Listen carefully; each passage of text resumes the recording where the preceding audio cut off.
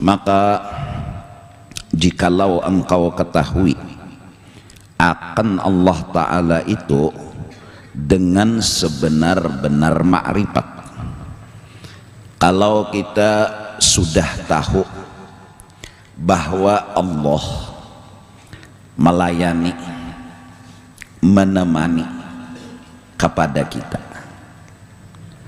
Allah sedetik pun kada pernah meninggalkan kita, bahkan ketika kita dalam keadaan tidur. Allah berikan pertolongan karena Allah memandang kekasihnya. Allah memberikan pertolongan karena memandang kekasihnya, yaitu asal-asal segala sesuatu yang disebut dengan Nur Muhammad sallallahu alaihi wasallam. Tangan kita, batis kita, semua batang tubuh kita, bahkan roh kita, asalnya adalah nur Nabi Muhammad. Maka Allah pun menggerakkan tangan itu, Allah pun menggerakkan kaki itu, Allah pun melihatkan mata, Allah pun mendengarkan telinga. Kenapa? Karena Allah sangat mencintai kekasihnya, ditolonginya selalu, dilayaninya selalu. Artinya kita semua harus sadar, tanpa Nabi Muhammad kita tidak akan diperhatikan oleh Allah. Ini kata-kata yang harus kita sadari sesadar-sadarnya, bahwa tanpa Nabi Muhammad hidup kita tidak akan mendapatkan berkah. Gerak tangan karena Rasulullah, gerak kaki karena Rasulullah, penglihatan mata karena Rasulullah. Maka dari karena itu, sholawat yang kita baca, satu, kita dukung Allah atas Allah mencintai kepada Rasulullah dengan menambah-nambah rahmat, kebesaran, keagungan, keistimewaan kepada beliau. Salli, teruskan ya Allah, kau tambahi ala sayyidina Muhammad rahmatmu, kebesaranmu, keagunganmu kepada kekasihmu. Dua, salawat yang kita baca membuat kita sadar yang berhak untuk diperhatikan, yang berhak untuk ditambahi rahmat, yang berhak untuk diberi rahmat, dialah Sayyiduna wa Habibuna Muhammad. Semakin salawat kita baca, semakinlah kita sadar. Satu, kita dukung Allah mencintai kekasihnya. Dua, kita harus sadar bahwa yang layak, yang pantas, yang berhak bahkan menerima akan rahmatnya Allah, akan segala nikmat Allah, dialah Sayyiduna wa Habibuna Muhammad. Maka dari karena itu orang Bahari berucap sebagaimana fakta la ilaha illallah Muhammadur Rasulullah. Dua kalimat yang kada pernah terpisah antara Allah dengan kekasihnya. Bahkan waktu Nabi Adam di dalam surga, Nabi Adam bertanya, siapa orang yang namanya selalu ada, menyertai dan kada memisahi lawan namamu. Kata Allah, dia kekasihku, dia orang yang sangat aku cintai. Bahkan kau harus sadar wahai Adam, tanpa dia aku tidak akan jadikan dirimu. Tanpa dia tidak kujadikan alam semesta. Nabi Adam pun sadar akan keagungan, kebesaran Nabi Muhammad sallallahu alaihi wasallam. Siapa orang yang diizini dan berhak memerankan Allah Ta'ala, dialah Nabi kita. Siapa orang yang berhak memerankan kasih sayang Allah Ta'ala, dialah Nabi Muhammad. Siapa orang yang berhak memerankan kesugihan dan kepemurahan Allah Ta'ala, dialah Nabi Muhammad. Siapa orang yang berhak memerankan akan kealiman dan segala yang ada pada Allah, dialah Nabi Muhammad. Dari karena itu disebut Nabi Muhammad ini madhhar atam, seseorang yang mendapat izin dan hak memerankan Allah secara sempurna. Apa kisah tentang Allah? Nabi Muhammad memerankan semua itu. Beliau raufun, Allah raufun. Beliau rahimun, Allah rahimun. Beliau mukmin, Allah mukmin. Beliau nurun, Allah nurun. Yang berhak, yang pantas memerankan, menceritakan kisah tentang Allah segala-galanya, dialah Sayyiduna wa Habibuna Muhammad. Dalam istilah tasawuf, beliau hamba yang hakiki. Dalam istilah agama, beliau orang yang paling agung, mulia dan terhormat. Kalau bahasa keren, beliau artis yang mampu dan dapat izin memerankan tentang perannya Allah Subhanahu wa ta'ala. Barang siapa ingin melihat, memandang kisah Allah, pandanglah Sayyiduna wa Habibuna Muhammad. Kalau ingin melihat, memandang kebesaran, kasih sayang dan segala tentang Allah, lihatlah Sayyiduna wa Habibuna Muhammad. Hingga terucap kata dari orang-orang bahari, man ata'a Sayyidana Muhammad faqad ata'a Allah. Barang siapa taat kepada Nabi Muhammad, sama taat kepada Allah. Wa man ahabba Sayyidana Muhammad faqad ahabba Allah. Barang siapa mencintai Nabi Muhammad, sama mencintai Allah. Wa man dzakara Sayyidana Muhammad faqad dzakara Allah. Siapa mengagung-agungkan Nabi Muhammad, sama mengagung-agungkan Allah. Karena betapa hebatnya Nabi Muhammad, itu maksudnya betapa hebatnya Allah. Karena apa yang diperankan, dilakukan, yang diperlihatkan oleh beliau adalah semuanya tentang kisah Allah Subhanahu wa ta'ala. Maka dari karena itu, Tuan Guru Syekh Abdul Rahman Siddiq Sapat mengarang sebuah kitab yang bernama Amal Ma'rifat. Beliau menceritakan tentang kisah makrifat mengenal Allah.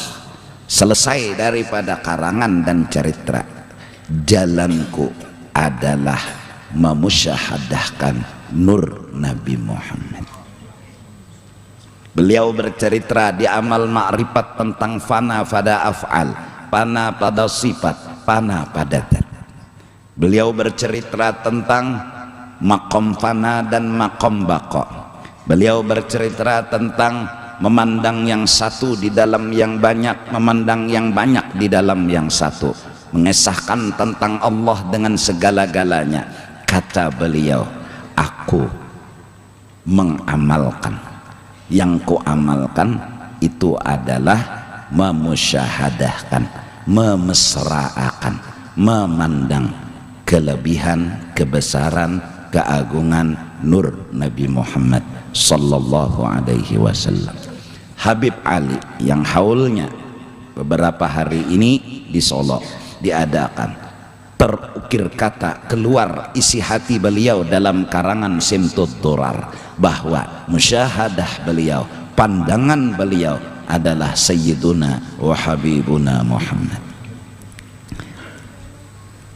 Mari kita mencoba agar supaya mengamalkan, mengingat-ingatkan kebesaran, keagungan, kemuliaan Sayyiduna wa Habibuna Muhammad.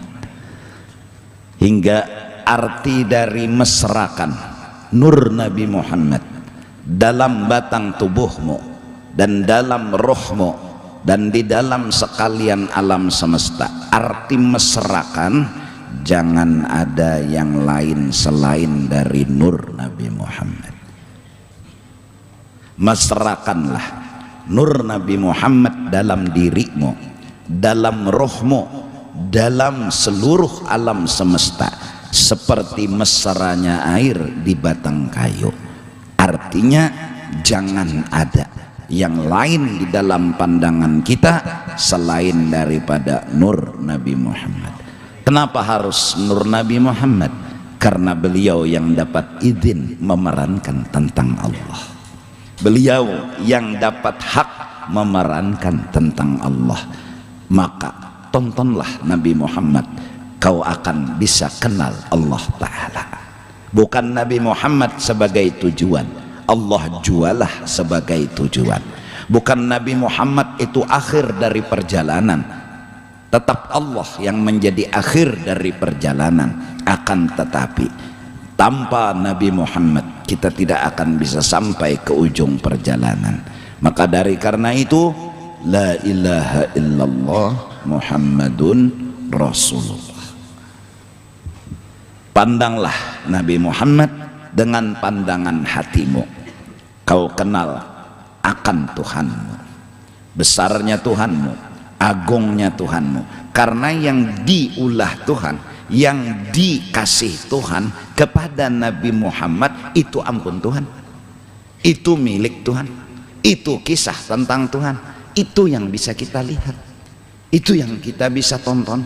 Sedangkan Allah, dat al-mukhalafatuhu ta'ala lil hawadis, dat yang tidak ada yang tahu kayak apa Allah kecuali Allah, yang tidak ada yang tahu kayak apa gerang Allah kecuali Allah. Dia rahasia yang gak bisa diungkap-ungkap.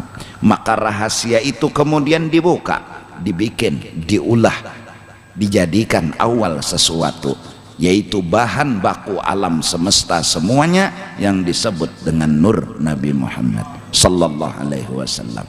Nah, inilah kenapa kita harus memandang, memesrakan nur Nabi Muhammad agar kita bisa mengenal Allah subhanahu wa ta'ala.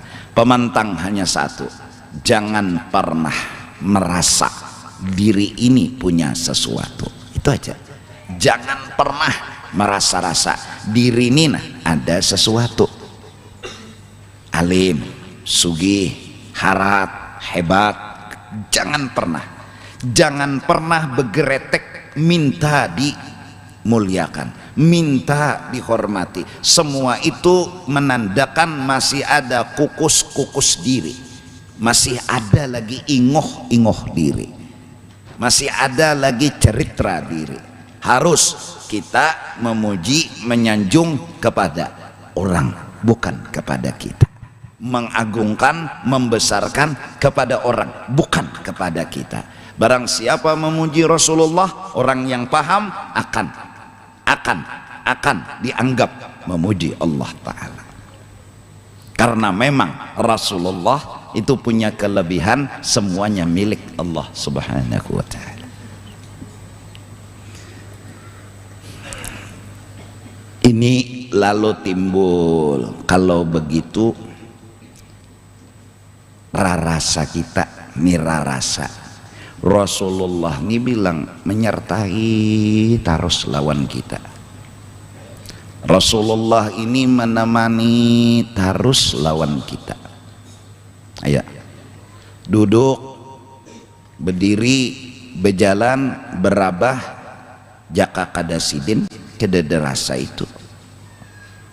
Kada kawa berjalan, kada kawa berduduk, ini rasa yang bicara. Rarasa ada, rarasa hadir, rarasa dekat, rarasa kada jauh. Dengan apa? Dengan satu pandangan, asal diri kita, asal roh kita, berarti beliau itu ada dan menyertai. Lahirlah garak, lahirlah diam, lahirlah ini, lahirlah itu, Allah yang menjadikan. Tapi kenapa Allah mengolah dan menjadikan? Karena memandang kekasihnya, bukan karena kita, bukan karena kita. Jadi yang kita ingatakan, yang kita sadar, apapun yang datang dan dijulung ke kita bukan karena kita, itu aja, bukan karena kita. Kalau saya merasa-rasa aku alim pang, jadi kayak ini kada boleh. Aku sugih pang, jadi kayak ini kada. Aku nih orang nang dihormati pang, jadi kayak ini kada. Ini datang, ini diulah Tuhan karena kekasihnya Sayyiduna wa Habibuna Muhammad. Maka kagumlah hati kita, salutlah hati kita, memujilah hati kita dengan Sayyiduna wa Habibuna Muhammad. Bukan mencari-cari pujian buat diri, bukan mengusahakan pujian buat diri, tapi langsung memuji-muji kepada Rasulullah, menyanjung-nyanjung kepada Rasulullah, bahkan salut, kagum, cinta kepada beliau karena pandangan, karena sadar bahwa tanpa beliau tidak ada apa-apanya. Berarti kalau kita berpikir dewasa, Allah selalu menyertaiku, Allah selalu menemaniku, yaitu Allah dengan kekasihnya selalu menemani aku, melayani aku, membahagiakan aku. Aku duduk, dilayaninya. Aku berjalan, dilayaninya. Aku berabah, dilayaninya. Aku behereng, dilayaninya. Layanan perhatian yang luar biasa. Nah, dirasa-rasa, dirasa-rasa, diingat-ingat, ini layanan, ini perhatian. Bahkan al-mawjudat kulluha ni'amullahi alaika. Semua alam semesta hakikatnya perhatian Allah buat dirimu. Semua alam semesta perhatian Allah buat dirimu. Ada orang bertanya, bagaimana pahamannya? Para nabi dapat nikmat, bukan untuk aku, mereka yang dapat nikmat. Para ulama dapat nikmat, bukan untuk aku. Kata sang guru, nabi adalah nikmat bagimu, tanpa mereka kau tidak tahu apa-apa. Ulama adalah nikmat bagimu, tanpa mereka kau tidak tahu agama. Maka semua alam semesta adalah bentuk wujud perhatian Allah kepada, bentuk kasih sayang Allah kepadamu. Mari kita mencoba untuk tafakur dan tenggelam di dalam perhatian. Sering-sering merenung, Allah nih perhatian. Pian tadi kesini, jangan dianggap sepeda motor itu aja yang mengantar. Tapi nang mau olah sepeda motor tuh pabrik, berapa karyawan nang ada. Terus nang mencariakan bahan kendaraan tadi asalnya besi itu di mana, berapa orang nang turun.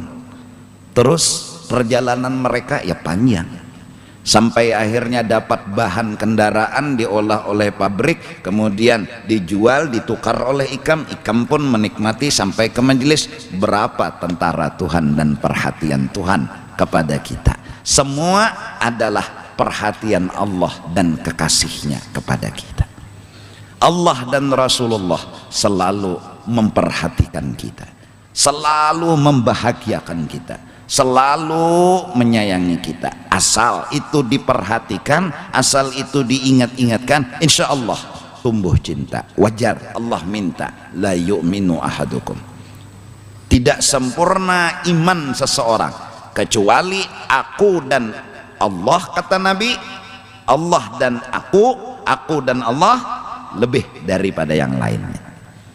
Nah, kayak apa caranya? Ya kayak itu tadi, rancak mengatakan, rancak jangan buta hati, jangan sampai seperti seorang suami yang buta lalu bulik dari rumah yang sebenarnya bukakan lawang bininya, yang mau lahakan kopi bininya, yang menapasakan baju tapi kada melihat. Lalu kadada rasa perhatian itu dirasa kadada, lalu kada sayang, kada cintanya kada melihat. Buta. Kalau seorang merasa diperhatikan, insya Allah tumbuh cinta, insya Allah. Apalagi hari-hari datang sepatu dipaculakan, kaos dipaculakan, baju dipaculakan, seberataan dipaculakan, digantiakan lawan nang hanyar, suruh mandi ini anduk, ini sabun, ini sikat gigi, ini odol, keluar dari zaman pulang dilapakan pulang awak lawan anduk, metu dipurkakan baju hanyar hari-hari kayak itu. Makan disuapi, minum diminumi pulang, hendak guring pulang, ulas tilam diamparakan, dirapiakan, dinyamani pulang, batu berabah dipicikakan pulang, batis tangan hari-hari kayak itu. Mati kutu ya. Terus kenapa kita sama Rasulullah sama Allah kada kayak itu, padahal perhatian Allah Rasul lebih dari istri kita, lebih daripada segala-galanya ya. Kenapa kada? Karena buta.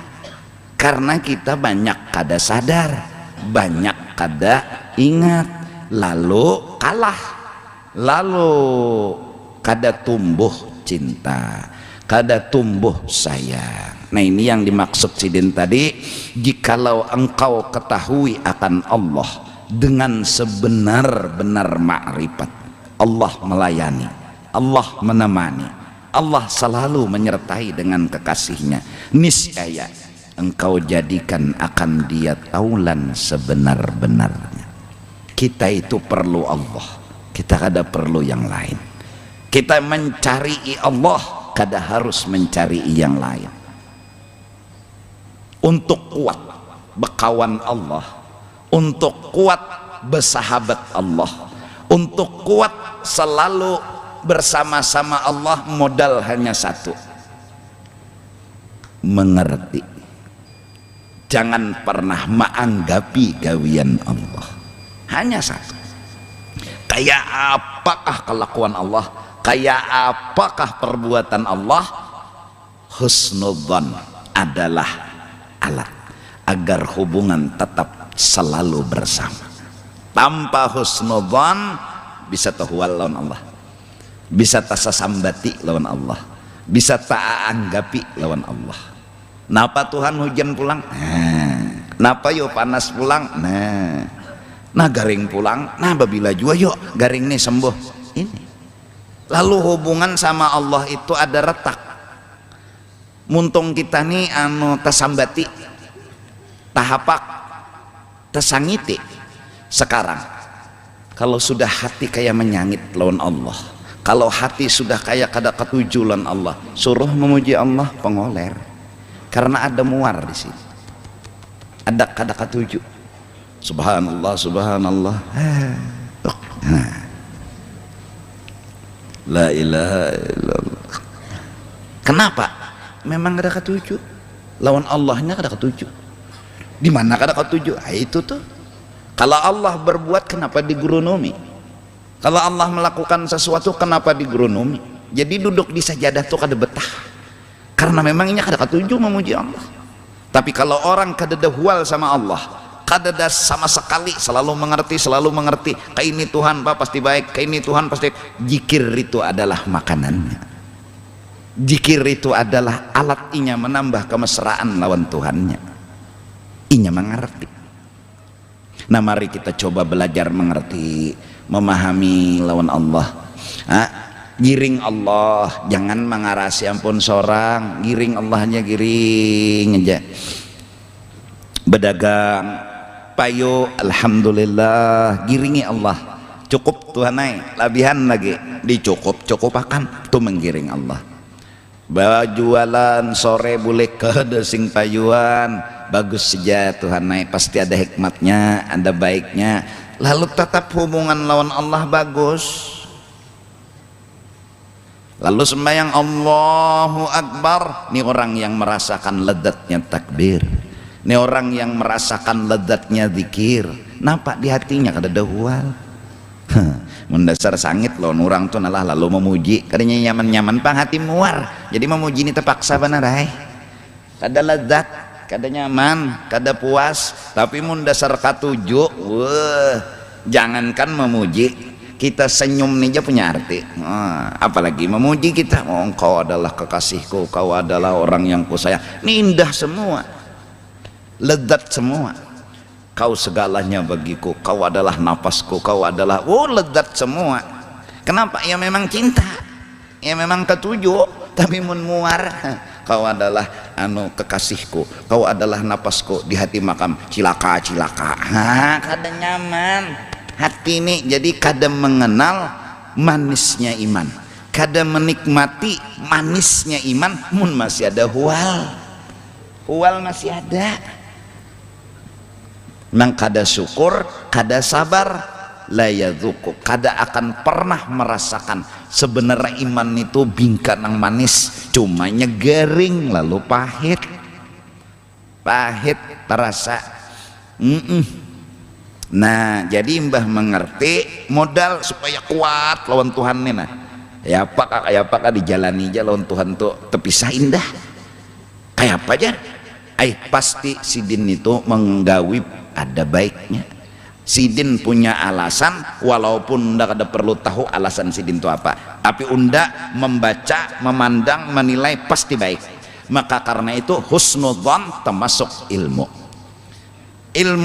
yang kita kejar tapi ikas husnudzon itu sudah sampai juga walau kada yakin baiknya tuh di mana bagusnya tuh di mana tapi berpikiran pasti bagus ada aja bagusnya sama lawan yakin sama lawan alim nah mudahanlah terutama kita Kalimantan Selatan nena mari sama-sama belajar mengerti lawan Allah kita tuh kadang-kadang bingung jawaban kenapa Tuhan kayak ini tapi jawabannya sebutingnya bahwa Tuhan berbuat kita kada perlu tahu alasannya pasti bagus lawan Tuhan lawan pulang sidin kada mengabulakan pasti ada juga bagusnya sidin lambat mengabulakan pasti ada bagusnya pokok bagus terus nah mudahan kawa kita diberi taufik hidayah nah lalu lawan Tuhan itu lalu model perlu terus ndak perlu Tuhan ndak ada hendak tuhual lawan Tuhan jadi pemantang